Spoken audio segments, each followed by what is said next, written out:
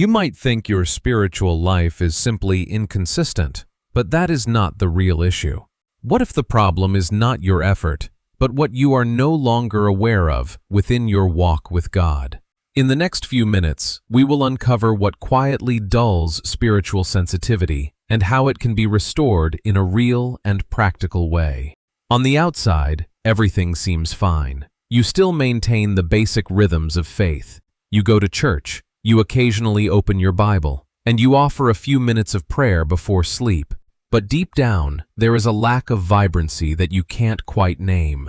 It's not a rebellion. You aren't far from God, but His voice just doesn't feel as clear as it once was. You are doing the right things, but your spiritual heart feels empty. This video is not going to tell you to just pray more.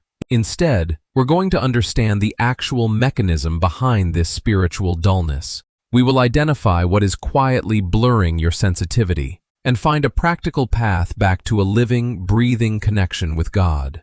If this resonates with you, let me know in the comments. We often assume the issue is how little we are doing for God, but the real question may be something much deeper than that. You aren't far from God, but something still feels missing. On the outside, everything looks fine. You wake up and start your day with a quick prayer. You're at church every Sunday morning. You sit in the same seat and you read the same verses. You're doing everything right. You're living a perfectly standard Christian life. But deep down, things have started to go flat. There's no major breakdown, no loud, obvious sin. It's just that the vibrancy is gone. You do it out of duty. You do it out of habit. The worship songs that used to bring you to tears. Now, they're just familiar melodies passing through your ears. It's like standing in a room full of light, while your soul only sees shades of gray. Everything seems normal, but the truth is, something is off. The problem isn't what you're doing. The real question is, why does none of it feel alive anymore? It is not that you stopped seeking God, you just stopped sensing Him. The biggest mistake we make is thinking the problem is a lack of habit. You blame yourself for not praying long enough or not reading your Bible enough. But in reality, the issue isn't discipline. It's that your inner sensitivity has grown dull. This drift doesn't happen overnight. It isn't a sudden, loud crash. Slow drift, not sudden loss. You still pray, but nothing moves inside anymore. Your soul is like an out-of-tune piano. You're hitting all the right keys, but the sound is hollow.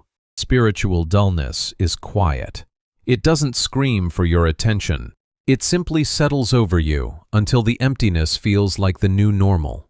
And this is where most people miss it. This drift does not happen randomly. It follows a pattern. So if the problem isn't a lack of discipline, then what is actually causing it? Why are you still putting in the effort while your soul is slowly growing cold? It's time to look deeper at a pattern that most people miss. A pattern that is quietly draining the life out of you every single day. It does not break you. It slowly fills you. The disconnection we talked about usually doesn't come from major sins or shocking mistakes. It comes from the noise. Pause from the content you consume every day and the conversations that pull your mind away from God. Not obvious, not loud, but constant. Bit by bit, small anxieties and temporary pleasures start to pile up. They fill the spaces in your soul until there is no room left for His still, small voice. Proverbs 4:23 warns us, "Above all else, guard your heart, for everything you do flows from it." But we often forget to stay on guard. We let the world around us reshape how we see everything. Spiritual loss doesn't happen in one big moment of failure. It happens in the tiny habits we think are normal. And that is why it feels so hard to notice. But once you see the drift, there is a way back. You don't need more effort. You need awareness again. Our first instinct when we feel cold is to try harder. Pause 0.3 seconds. Pray longer. Read more. Do more. But that is not how spiritual life works. The real shift happens when you stop. You move from trying to find God to realizing that He is already there. That is the reawakening. Instead of rushing into prayer with a long list of requests, pause 0.3 seconds. you start to listen again. Psalm 46:10 reminds us, "Be still and know that I am God." Being still is not doing nothing. Being still is clearing the noise, so your sensitivity can be restored. When you let go of control and the busyness of your mind, pause 0.3 seconds. You begin to sense His presence again. In every breath, in every small moment, that is the shift. And when awareness returns, everything begins to realign. These are not rules. They are what sensitivity produces. When your soul becomes sensitive again, your lifestyle changes automatically. You don't have to force yourself into a checklist of things to do. Surrender leads to the word. Pause 0.3 seconds. Listening leads to responding. Pause 0.3 sets, and awareness leads to guarding your heart. It becomes natural, not forced, formed. Jesus said in John 15:5, "I am the vine, you are the branches. If you remain in me and I in you, you will bear much fruit." When you remain in Him, good habits are no longer a battle of the will. You find yourself responding faster to His inner prompting. You find yourself naturally avoiding toxic noise without anyone telling you to. You are no longer trying to be spiritual. You are simply living from the right state of being. Not forced, formed. This is not a list to check off. It is a life flowing out.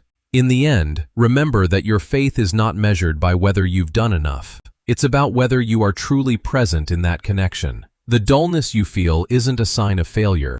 It's a reminder that your inner sensitivity simply needs to be nurtured again. You don't need to strive to become someone else. You only need to return to a state of awareness and a real, breathing connection with Him. You are not someone who is indifferent to faith.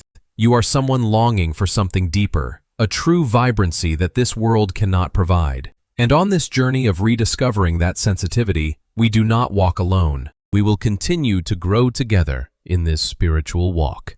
If you'd like to keep moving forward with me under His guidance, I invite you to join our journey here so we can stay connected in the days to come.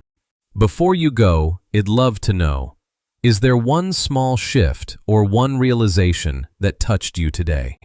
Feel free to share that in the comments. Your reflections are a gift to us all. May His peace and presence be with you every step of the way. Keep walking.